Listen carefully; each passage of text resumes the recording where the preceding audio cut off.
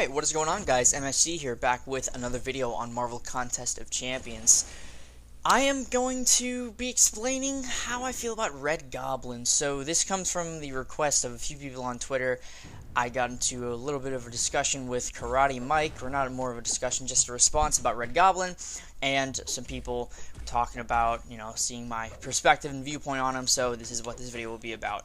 Now, unfortunately, I only have the 3-star, but I decided to go into some Act 5 content to kind of test the waters. I think that's a pretty appropriate testing ground for Red Goblin, as well as the Act 4 Venom, to kind of get a feel for the champion at first, see what kind of power levels he should be taking, and Act 5 was definitely the right choice. So, Red Goblin is the first character released this month along with Cosmic Ghost Rider. Now, all the hype is around Cosmic Ghost Rider right now, and I feel like Red Goblin's going to fly under the radar a little bit, pun intended. So, this video will be my explanation of his rotation, at least the one I've found to be the most optimal, and why Red Goblin is actually like a pretty good character and isn't that hard to understand. It's not hard to manage. Really, really simple rotation. So it'll show up on the screen sooner rather than later during this Venom fight. But essentially the rotation with Red Goblin is very similar, almost identical to that of the Deep Dive rotation, where you want to end with a light attack into a special 1 when you have at least a bar and a half of power, make your way to a special 3, heavy charge to get the double aptitude as long as you're awakened. If you're not awakened, it doesn't matter, the rotation doesn't change, but heavy charge for the double aptitude, and then you're going to want to make your way to a special 2, end with a medium, and then you get your fury. But what I add is I do either a heavy attack into a special 1 or a special 1 right after the special 2. Now what the special 1 does, it's very unique because a lot of people are going to overlook this, but it increases the damage of the tentacle hits by 100% per debuff on the opponent. And after a special 2, the opponent's going to have 5, 10, maybe even over 10 debuffs at one time. So you rush to that special 1, throw it off, and any normal fight with, of course, accurate power level scaling is basically over. And if it's not over, you just build up to another special 2, end with a medium, and it's lights out. So in the next few fights, I'll explain what his combo rotation does, how to achieve what buffs you want to, activate, and I will just give my overall thoughts on Red Goblin. Spoiler alert, I think he's pretty good. So yeah, let's get into the video.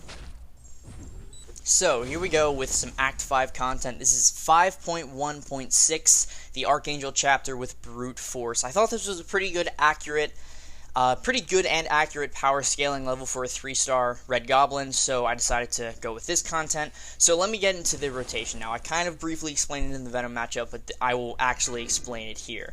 So the rotation goes as follows. I will put it up on the screen once again. End your first combo, or end your first special with a light. You want to end with a light right there to gain your Energize. That Energize is crucial for building power faster. After you end that first combo with a light into a special 1, simply build up to a special 3, either just doing basic combos, throwing heavy attacks, doesn't matter, but build up to a special 3. That should be your next goal. Another pro tip with Red Goblin, if you have at least one Energize, you can apply a power drain on your heavy, which means your opponent will never get to a special 3. That's fun. But anyway, you want to get to a special 3, charge heavy, either into a parry or not, doesn't really matter. Parrying into heavy is nice because you get to go straight in, but you want to charge that heavy, and you'll gain the double aptitude after the special 3, because parry heavy, the aptitude is gained on activation, not on instant contact. So as long as you charge the heavy before the special 3, you will gain the aptitude.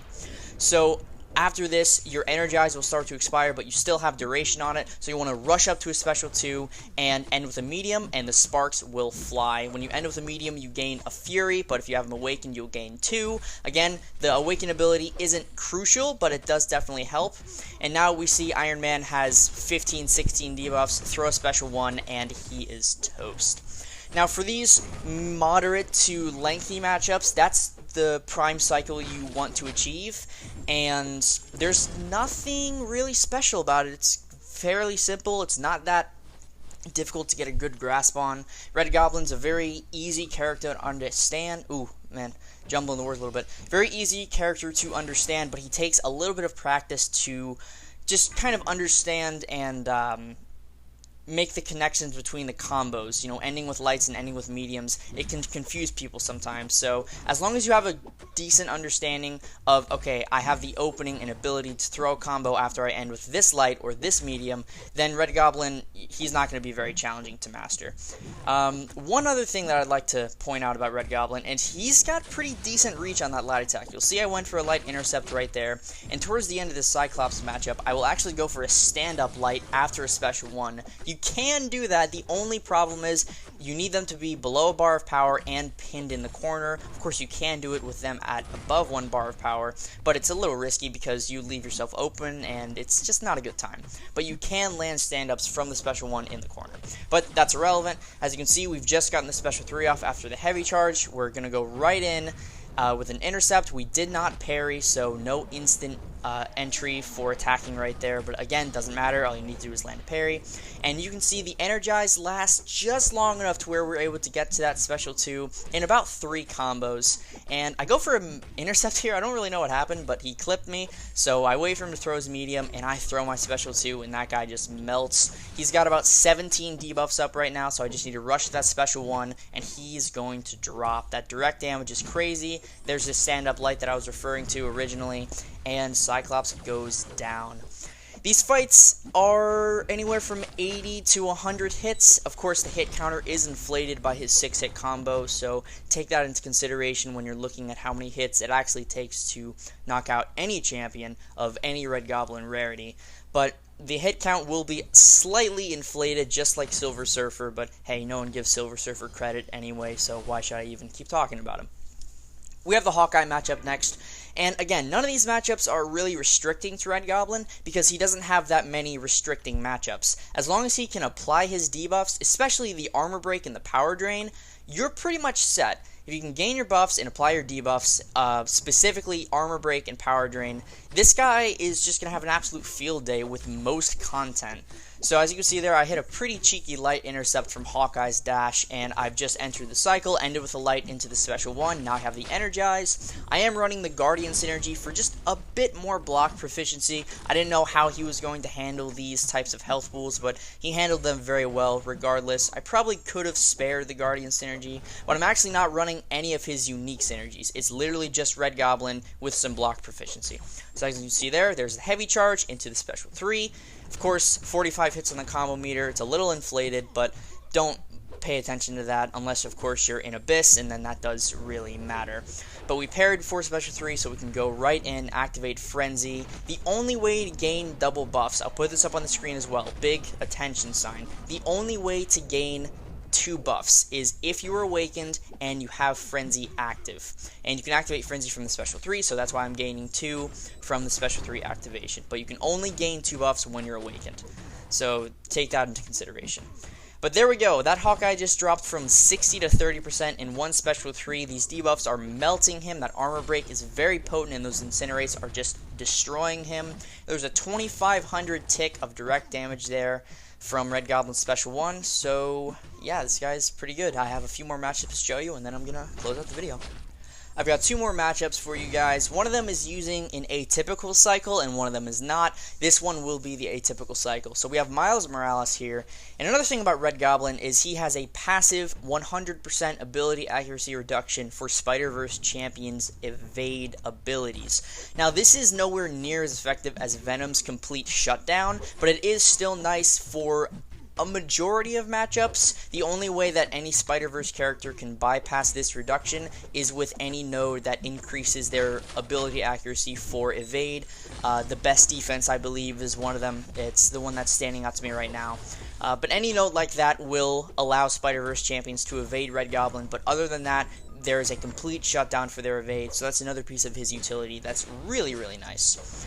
I think a lot of people are going to underestimate the use of his heavy attack, so when they first read it, they see, oh wow, minus 65% duration, that kind of sucks. But when you couple in the power drain, the armor break, and the incinerate, those can all stack, and there is no cap limit. So you could technically spam heavy after a parry, and they will never get to a special 3 if you're running Energize. Now, if you'll see here, instead of charging a heavy before my special 3, I went for a light, and that gave me 3 energize. So why am I doing that? Well, I wanted to try and see what would happen if I gained 2 energize and then 2 aptitude from the special 1. And the results were relatively the same. The cycle pretty much lasted the same amount of time it usually would, just a little bit longer because I didn't go for the aptitude, so the damage wasn't all there just yet. But that cycle is not as effective, I would say. For shorter matchups, maybe, but for shorter matchups, you don't really want to go for a special 3, you just want to go for a special 1 into a special 2. So I'll put up that cycle on the screen right now very quickly, so if you want to pause it, write that down, whatever. I'll put up the cycle that I did in that specific matchup alone, but I don't necessarily recommend that cycle. It's not bad, but it's not the cycle that I've found most effective when using Red Goblin. So this final matchup against Superior Iron Man, I will be using my cycle, or at least the cycle I found most effective. And one more time, I won't put it on screen again. I've already put it on screen 5 times, or something like that.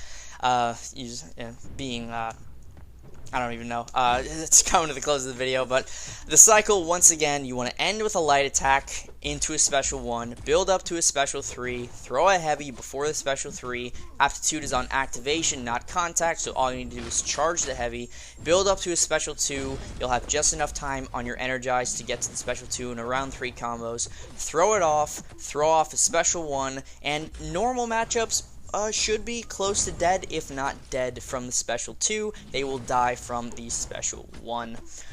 So that's really it. That's my general rotation for Red Goblin. Of course, only having the 3-star, that limits me from a lot of content, a lot of different nodes and situations in the end game of Marvel Contest of Champions, but from this showcase alone, I think he's not getting enough credit that he deserves. I know there's been a lot of talk that, yeah, he's really good, but he's not just really good, he's actually pretty good. He counters a lot of issues with evade and auto block with that frenzy, and while it's not necessary if you have the frenzy, and of course every time you gain a bloodlust, it just increases his viability more and more and more. So I think Red Goblin's a really, really good character. I'm super happy that I grinded for him in the 3-star arena, and I love that 3 stars are part of the milestone now. So if you end up pulling Red Goblin and you're trying to get Cosmic Ghost Rider, don't fret. Red Goblin is a really, really good character. Solid damage output, easy rotation, power drain immunity, incinerate immunity, heavy buffs, and just really, really good overall damage. He's a solid character. So that's all I have for this video of this 3-star Red Goblin showcase in Act 5. Thank you all so much for watching, and I hope to see you all in the next video. Peace.